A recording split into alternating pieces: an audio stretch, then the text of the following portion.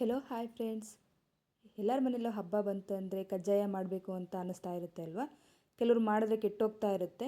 ನಾನು ಹೇಳೋ ವಿಧಾನದಲ್ಲಿ ಟ್ರೈ ಮಾಡಿ, ಪರ್ಫೆಕ್ಟಾಗಿ ಬರುತ್ತೆ. ಸ್ವಲ್ಪನೂ ಎಣ್ಣೆಯಲ್ಲಿ ಬಿಟ್ಕೊಳ್ಳೋದಿಲ್ಲ, ಅಷ್ಟೇ ಚೆನ್ನಾಗಿರುತ್ತೆ. ತುಂಬ ಸಿಂಪಲ್ ಅಂತ ಹೇಳೋಕ್ಕಾಗಲ್ಲ, ಸ್ವಲ್ಪ ರಿಸ್ಕ್ ಇದ್ದೇ ಇರುತ್ತೆ ಅಲ್ವಾ. ಅಕ್ಕಿ ನೆನೆಸೋದು, ಪಾಕ ಇಡೋದೆಲ್ಲ. ಬನ್ನಿ ಯಾವ ರೀತಿ ಮಾಡೋದು ಅಂತ ನೋಡೋಣ. ನಾನಿಲ್ಲಿ 2 ಸೇರು ತೊಗೊಳ್ತಾ ಇದ್ದೀನಿ ಅಕ್ಕಿಯನ್ನು. ನಾನು ನಿಮ್ಗೆ ಯಾವ ಮೆಜರ್ಮೆಂಟಲ್ಲಿ ಬೇಕಾದರೂ ಟ್ರೈ ಮಾಡ್ಬೋದು. ನಾನಿಲ್ಲಿ 2 ಸೇರಲ್ಲಿ ತೊಗೊಳ್ತಾ ಇದ್ದೀನಿ. ನಾನು ಸೇರು ಇಲ್ಲದೆ ಇರೋದ್ರಿಂದ ಒಂದು ಬಾಕ್ಸ್ ಇರುತ್ತಲ್ವ, ಅದರಲ್ಲಿ ಅಳತೆ ಮಾಡ್ಕೊಂಡು ಪಕ್ಕದಲ್ಲಿ ಇಟ್ಕೊಂಡಿದ್ದೀನಲ್ವ. ನೋಡಿ, ಇಲ್ಲ ಇಲ್ಲಿ 3 ರಾತ್ರಿ 3 ಹಗಲು ಅಂತ ಹೇಳ್ತಾರಲ್ವ, ಆ ರೀತಿ ನೆನೆಸ್ಕೊಂಡಿದ್ದೀನಿ. ಆ ರೀತಿ ನೆನೆಸಿದ್ರೆ ಕಜ್ಜಾಯ ಅನ್ನೋದು ಚೆನ್ನಾಗಿ ಬರುತ್ತೆ. ಆದ್ದರಿಂದ ನಾನಿಲ್ಲಿ 2 ಸೇರು ಅಕ್ಕಿಯನ್ನು ನಾನು 3 ದಿನಗಳ ಕಾಲ ನೀರು ಚೇಂಜ್ ಮಾಡಿ ನೆನೆಸಿಬಿಟ್ಟು, ಈಗ ಒಂದು ಟವಲ್ ಹಾಕಿಬಿಟ್ಟು ಎಲ್ಲ ಒಣಗಿಸ್ಕೊಳ್ತಾ ಇದ್ದೀನಿ. ಅಂದರೆ ಒಣಗಿಸ್ಕೊಳ್ತಿದ್ರೆ ಬಿಸಿಲಿಗೆ ಇಡೋದಲ್ಲ ಇದು. ಮನೆಯಲ್ಲೇ ನಮ್ಮ ಮನೆ ರೂಮ್ ಟೆಂಪ್ರೇಚರಲ್ಲೇ ತೇವ ಎಲ್ಲ ಹೀರ್ಕೋಬೇಕು, ಅಬ್ಸರ್ವ್ ಆಗಬೇಕು ಅಕ್ಕಿ, ಅಷ್ಟೇ. ಅದು ತೇವ ಸಮೇತ ಹಾರಿರೋ ಆಗಿಲ್ಲ. ಆ ರೀತಿ ನಾವಿಲ್ಲಿ ಅಕ್ಕಿಯನ್ನು ಒಣಗಿಸ್ಕೋಬೇಕಿಲ್ಲಿ. ಒಂದು ಸ್ವಲ್ಪ ಎಲ್ಲ ಹರಡ್ಕೊಳ್ತಾ ಇದ್ದೀನಿ, ಒಂದು ಕಾಟನ್ ಟವಲ್ ಥರ ಹಾಕ್ಕೊಂಬಿಟ್ಟು ನಾನಿಲ್ಲಿ ನೀಟಾಗೆಲ್ಲ ಸ್ಪ್ರೆಡ್ ಮಾಡ್ಕೊಳ್ತಾ ಇದ್ದೀನಿ. ಈಗ ಫುಲ್ ನಮಗೆಲ್ಲ ತೇವೆ ಎಲ್ಲ ಆರಿದೆ ಅನ್ನುವಾಗ ಇಲ್ಲಿ ನಾನಿಲ್ಲಿ ಎಲ್ಲ ಮಿಕ್ಸಿಗೆ ಹಾಕ್ಕೊಳ್ಳೋಕ್ಕೆ ಎಲ್ಲ ರೆಡಿ ಮಾಡ್ಕೊಳ್ತಾ ಇದ್ದೀನಿ. ನೋಡಿ, ಅಕ್ಕಿ ಒಂದು ತೇವಾಂಶ ಇಲ್ಲ ಅದರಲ್ಲಿ. ಆ ರೀತಿ ನಾನು ಇಲ್ಲಿ ಹಾರಿಸ್ಕೊಂಡಿದ್ದೀನಿ. ಹೀಗೆ ಮಿಕ್ಸಿ ಜಾರಲ್ಲೇ ಹಾಕ್ಕೊಳ್ತಾ ಇದ್ದೀನಿ. ಮಿಕ್ಸಿ ಜಾರಿಗೆ ಹಾಕಿ ನಾವು ನೈಸಾಗಿ ಪೌಡ್ರು ಬರೋ ರೀತಿಲಿ ಮಾಡ್ಕೊಬೇಕು. ಎಷ್ಟೇ ನೈಸಾಗಿ ಪೌಡ್ರು ಬಂದಿದೆ ಅಂದರೂ ಸಹ ನಾವು ಸ್ವಲ್ಪ ಜರಡಿ ಇಟ್ಕೊಳ್ಳೇಬೇಕಾಗುತ್ತೆ ಅಲ್ವಾ. ಸ್ವಲ್ಪ ಸಣ್ಣದ ರವೆ ಅನ್ನೋದು ಬರ್ತಾ ಇರುತ್ತೆ. ಮತ್ತು ಹಿಟ್ಟನ್ನು ಸಹ ಪಾಕಕ್ಕೆ ಹಾಕುವಾಗ ಗಂಟು ಆಗೋದಿಲ್ಲ. ಆದ್ದರಿಂದ ನಾವಿಲ್ಲಿ ಹಿಟ್ಟನ್ನು ಜರಡಿ ಇಟ್ಕೊಳ್ಳೇಬೇಕು ಮೇಯ್ನ್ ಇದಕ್ಕೆ. ನಾವಿಲ್ಲಿ ನೋಡಿ, ಹೀಗೆಲ್ಲ ಹಿಟ್ಟಿಟ್ಕೊಂಡು ನಾವಿಲ್ಲಿ ನೋಡ್ತಾ ಇರ್ಬೋದು, ಸ್ವಲ್ಪ ಸಣ್ಣದಾಗಿ ರವೆ ಬರ್ತಾಯಿದೆ. ಮತ್ತು ಅದೇ ಜಾರಿಗೆ ಹಾಕ್ಕೊಂಬಿಟ್ಟು ಇನ್ನೂ ಸ್ವಲ್ಪ ಅಕ್ಕಿ ಹಾಕ್ಕೊಂಡು ಅದೇ ರೀತಿ ಮಿಕ್ಸಿ ಹಾಕ್ಕೊತಾ ಇರಬೇಕು. ಕಜ್ಜಾಯ ಅಂದರೆ ಸ್ವಲ್ಪ ರಿಸ್ಕ್ ಇರುತ್ತೆ, ನೆನೆಸೋದು, ಪಾಕ ಇಡೋದು ಅಂತ ಹೇಳ್ತೀನಲ್ವ. ಸ್ವಲ್ಪ ರಿಸ್ಕ್ ಪಟ್ಟರೆ ನಾವು ಪಾಕ ತಿಂಗ್ಳುಗಟ್ಟಲೆ ಇಟ್ಟರೂ ಕೆಡೋದಿಲ್ಲ, ಅಷ್ಟೇ ಚೆನ್ನಾಗಿರುತ್ತೆ. ನೋಡ್ತಾ ಇರ್ಬೋದು, ಈ ಕಡೆ ಹಿಟ್ಟೆಲ್ಲ ನಾನು ಜರಡಿ ಇಟ್ಕೊಂಬಿಟ್ಟು ತೇವ ಹಾರಬಾರ್ದು, ಆ ರೀತಿ ಎಲ್ಲ ಇಟ್ಕೊಂಬಿಟ್ಟು ಮುಚ್ಚಿಟ್ಕೊಂಡಿದ್ದೀನಿ ಇಲ್ಲಿ ನಾನು. ಈಗ ಬೆಲ್ಲ ಪಾಕ ಇಟ್ಕೋಬೇಕಲ್ವ ನಾವು.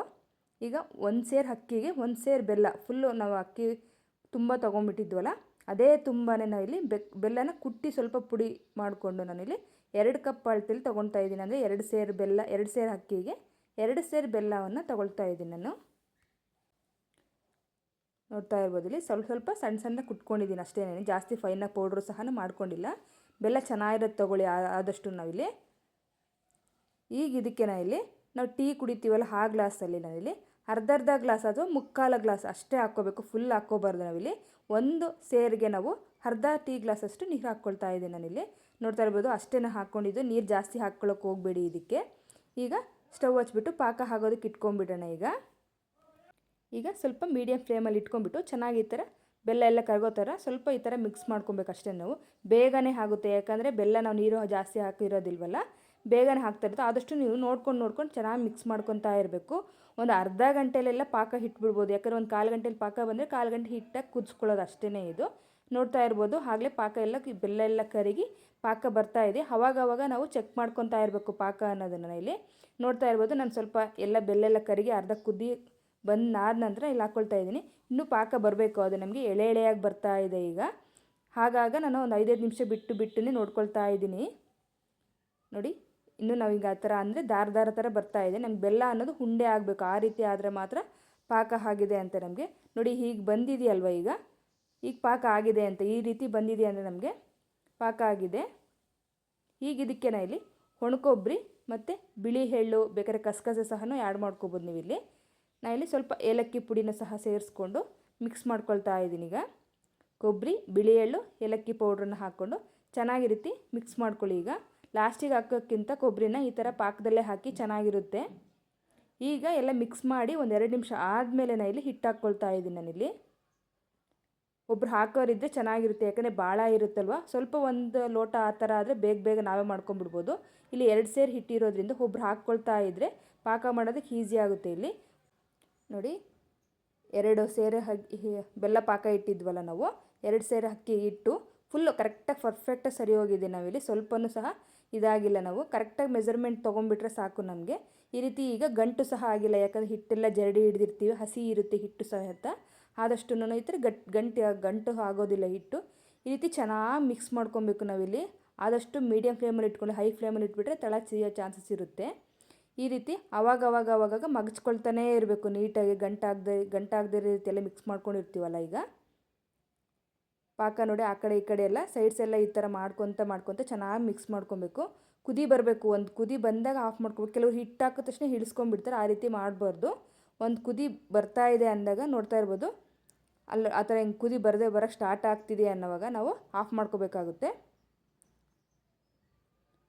ಇಲ್ಲಿ ಚೆನ್ನಾಗೆಲ್ಲ ಈ ರೀತಿ ಮಿಕ್ಸ್ ಮಾಡ್ಕೊಂಬಿಟ್ಟೀಗ ಇನ್ನು ತೆಳುವಾಗಿದೆ ಅನ್ನಿಸ್ಬೋದು ನಿಮಗೆ. ನಮಗೆ ನೈಟ್ ಹಿಡಿತಾ ಇದ್ದೀನಿ ನಾನು ಪಾಕನ. ಇಲ್ಲಿ 3 ದಿನ ಹಗಲು ನೆನೆಸಿದ್ದೆ, ನಾನು ನೈಟ್ ಪಾಕ ಇಟ್ಕೊಂಡಿದ್ದೀನಿ.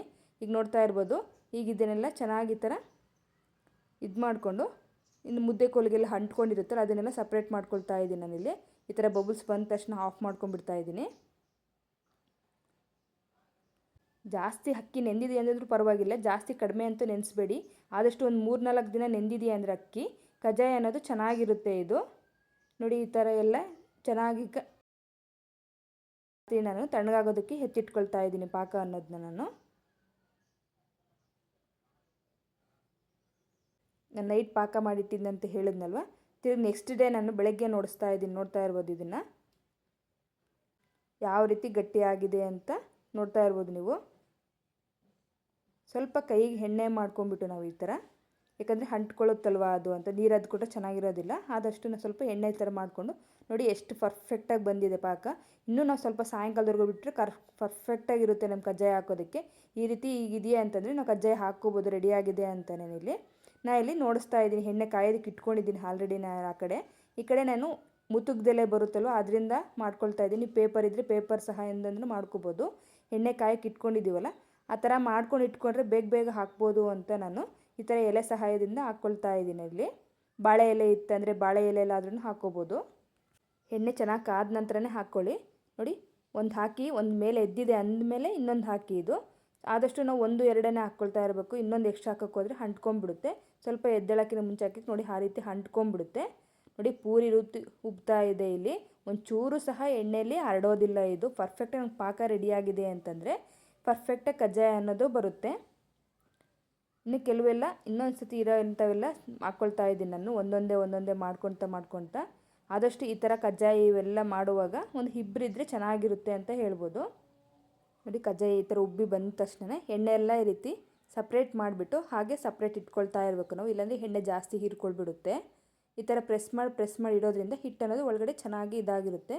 ನೋಡಿ ಈ ಥರ ಎಲ್ಲ ಮಾಡಿಟ್ಕೊಂಡಿರ್ತೀವಲ್ಲ, ಈ ರೀತಿ ಎಲೆಯಲ್ಲಿಂದ ಹಾಕೋದ್ರಿಂದ ಬೇಗ ಎದ್ದೇಳುತ್ತೆ, ನಮಗೆ ರಿಸ್ಕ್ ಕಡಿಮೆ ಆಗುತ್ತೆ ಸ್ವಲ್ಪ. ನೋಡಿ ಎಲ್ಲ ಕಜ್ಜಾಯನೂ ಮಾಡಿದ್ದೀನಿ ನಾನು, ಸ್ವಲ್ಪ ಟ್ರಯಲ್ ನೋಡಿಸ್ತಾ ಇರೋದು ನಾನು, ಇನ್ನೂ ಎಲ್ಲ ಹಾಕಿಲ್ಲ ಕಜ್ಜಾಯನ. ನೋಡಿ ಇಷ್ಟು ಕಜ್ಜಾಯ ತೇಲ್ಸಿದ್ರು ಸಹ ಎಣ್ಣೆ ಒಂಚೂರು ಗಲೀಜಾಗಿಲ್ಲ, ಎಲ್ಲೂ ಇದಾಗಿಲ್ಲ. ನಾನಿಲ್ಲಿ ಕಜ್ಜಾಯ ಸಮೇತ ನಾನು ಮುರಿದು ನೋಡಿಸ್ತಾ ಇದ್ದೀನಿ. ಈಗ ಎಷ್ಟು ಪರ್ಫೆಕ್ಟಾಗಿ ಬಂದಿದೆ, ಮೇಲೆಲ್ಲ ಕ್ರಿಸ್ಪಿ ಇದೆ, ಒಳಗಡೆ ಎಲ್ಲ ಸ್ಮೂತ್ನೆಸ್ ಇದೆ. ನೀವು ಒಂದ್ಸತಿ ಟ್ರೈ ಮಾಡಿ ಹೇಗೆ ಬಂತು ಅಂತ ಕಮೆಂಟ್ ಮಾಡಿ ಫ್ರೆಂಡ್ಸ್.